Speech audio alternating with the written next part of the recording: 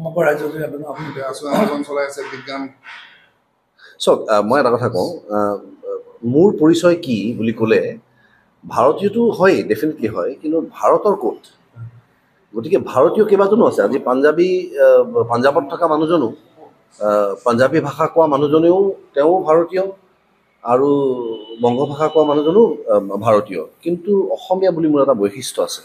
গতিকে জাতি প্ৰেমটো আটাইতকৈ প্ৰয়োজনীয় কাৰণ জাতি অবিহনে আমাৰ পৰিচয় নাই গতিকে ভাৰতীয় বুলি কৈ দিয়াৰ লগে লগে আটাইবোৰ ভাৰতীয় কিন্তু অসমীয়া আমিয়েই আছোঁ কেৱল গতিকে অসমক লৈ যদি অসমীয়াই গৌৰৱ অনুভৱ নকৰে বা অসমীয়া ভাষাটো যদি সংৰক্ষণ নহয় অসমীয়া যদি আমাৰ কলা সংস্কৃতিবোৰ যদি সংৰক্ষণ নহয় তেতিয়াহ'লে কিন্তু বৰ গভীৰ বিপদত পৰিম আমি কাৰণ আজি বিদেশৰ পৰা অহা মানুহ এজনে তেওঁলোকৰ চিনেমাৰ ক্ষেত্ৰতে কৈছোঁ বিদেশৰ পৰা অহা মানুহ এজনে তেওঁলোকৰ ছবি এখনৰ বৰ সস্তীয়া এটা অনুকৰণ চাব নিবিচাৰে তেওঁলোকে চাব বিচাৰে মৌলিক কিছু বস্তু বা আমাৰ জাতিটোৰ কি বিশেষত্ব আছে সেইবোৰ দেখুৱাবলৈ হ'লে আমি জাতি অবিহনে আমাৰ কোনো পৰিচয় নাই গতিকে বহুত ডাঙৰ ব্যক্তিয়ে কৈ গৈছে যে if you want to be international you have to be extremely regional গতিকে আমি আমাৰ ৰিজনটোক লৈ আমি আমাৰ জাতিটোক লৈ যদি সজাগ নহওঁ বৰ ডাঙৰ বিপদৰ সন্মুখীন হ'ম আমি গতিকে ভাষাৰ ক্ষেত্ৰত মই আৰু এটা কথা কৈ থ'ব বিচাৰিছোঁ এতিয়া নতুনকৈ কিছুমান বস্তু দেখি আছোঁ মই যে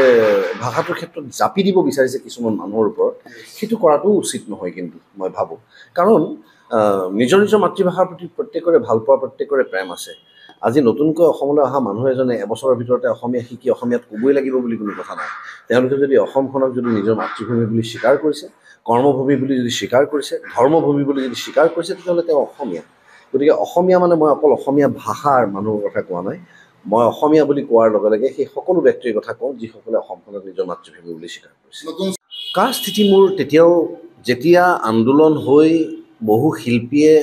খ্যাতি পালে তাৰ বহুত আগৰ পৰাই প্ৰথম যেতিয়া তেওঁলোকে আনিছিলে তেতিয়াই মই তেওঁলোকক মই তাৰে বিপক্ষে থিয় দিছিলোঁ কাৰণ মোৰ যুক্তি এটাই তেতিয়াও আজিও আৰু অহাকালিও থাকিব এটাই যুক্তি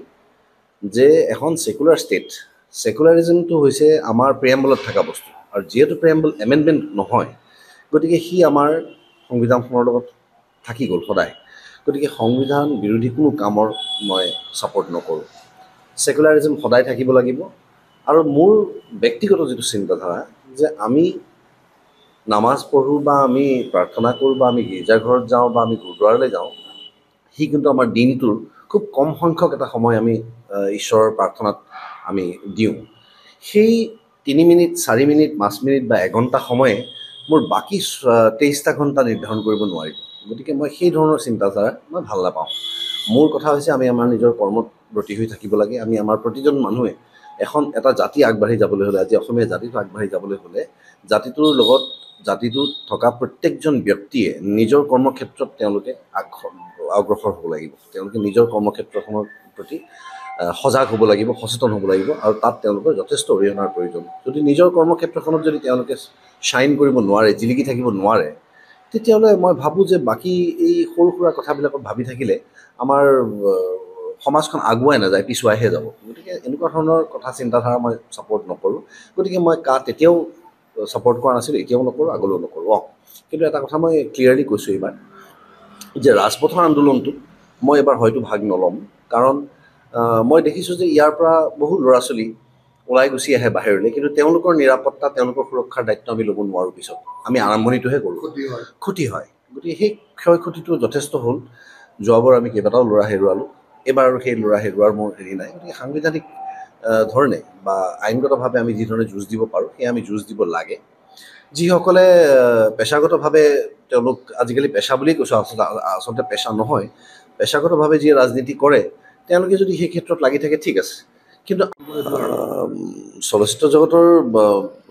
শিল্পী কলাকুশলীসকলক মোৰ এটাই কথা যে আমাৰ যিটো কাম এই কামটো ঐশ্বৰিক আৰু এই কামটো কৰোঁতে যথেষ্ট একাগ্ৰতাৰ প্ৰয়োজন আৰু যথেষ্ট কনভিকশ্যনৰ প্ৰয়োজন তাৰমানে তেওঁলোকে নিজৰ সত্তাটোক সমাজৰ আগত উপস্থাপন কৰোঁতে যথেষ্ট সাৱধান হৈ চলিব লাগে কাৰণ মানুহে এজন অভিনেতা বা অভিনেত্ৰীয়ে যেতিয়া এটা সংলাপ প্ৰক্ষেপ কৰে মঞ্চত বা কেমেৰাৰ সন্মুখত সি বিশ্বাসযোগ্য হয় নে নহয় এইটো তেওঁলোকৰ ব্যক্তিগত জীৱনে নিৰ্ধাৰণ কৰে আচলতে গতিকে ব্যক্তিগত জীৱনত যদি এজন মানুহে যদি নিজৰ ঘৈণীৰ ওপৰত নিৰ্যাতন চলায় আৰু যদি তাত এটা সংলাপ কয় যে মাইকী মানুহ সদায় সন্মান কৰিব লাগে ই বিশ্বাসযোগ্য হৈ নাথাকে গতিকে সেই এটা কথাত তেওঁলোকে গুৰুত্ব দিবলগীয়া কথা। গতিকে ব্যক্তিগত জীৱনটো চাফা নিকা হৈ থাকক যাতে, তাৰ কাৰণে চেষ্টা কৰিব লাগে। কাৰণ আমাক শিল্পী বুলি কোৱাৰ লগে লগে এটা গভীৰ দায়িত্ব, গধুৰ দায়িত্ব আমাৰ কান্ধত আহি পৰে। সেই দায়িত্ব বহন কৰি চলোতে যথেষ্ট ত্যাগৰ প্ৰয়োজন, সেইখিনি যাতে তেওঁলোকে সদায় কৰি যায়।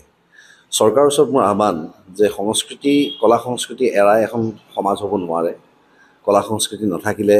মৰালিটি নাথাকিব, নৈতিক চৰিত্ৰবোৰ গঠনৰ ক্ষেত্ৰত নতুন প্ৰজন্মৰ অসুবিধা হ'ব। গতিকে সাংস্কৃতিক ক্ষেত্ৰখনৰ প্ৰতি তেওঁলোক সজাগ হওক, সচেতন হওক।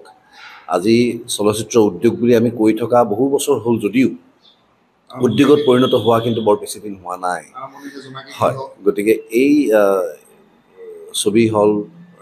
পূৰ্ণিয়া আমাৰ ঐতিহ্যমণ্ডিত যিসমূহ ঠাই আছে, এইবোৰ ঠাই আচলতে